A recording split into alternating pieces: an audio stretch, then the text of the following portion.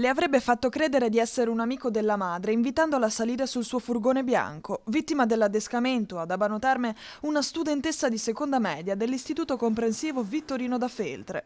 Secondo il racconto della ragazzina, martedì pomeriggio, dopo essere uscita da scuola, sarebbe stata avvicinata dall'uomo sui 40-50 anni in piazza Mercato.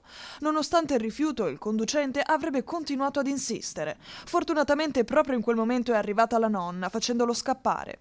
Immediata la segnalazione della madre alle forze dell'ordine, che si sono subito messe sulle tracce dell'uomo. Stiamo seguendo da vicino proprio l'evolversi anche delle indagini che stanno compiendo i carabinieri, gli approfondimenti, perché anche nel territorio abbiamo parecchie videosorveglianze e quindi credo che si stia verificando tutto quello che poi è stato segnalato.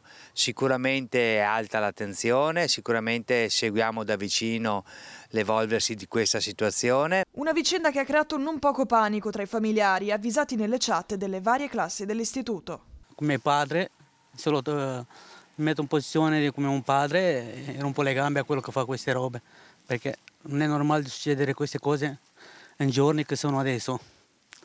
Per quello devo stare anche attenti come genitori, dare un'educazione molto chiara ai figli. Il pensiero c'è sempre, quindi cerco di essere sempre io vicino a lei e poi speriamo insomma, che questa è una cosa passeggera. Io abito qua a 150 metri e quando faccio questa strada, all'inizio la facevo perché dico in mezzo al verde si evita il traffico, potrei venire da qua, abito proprio.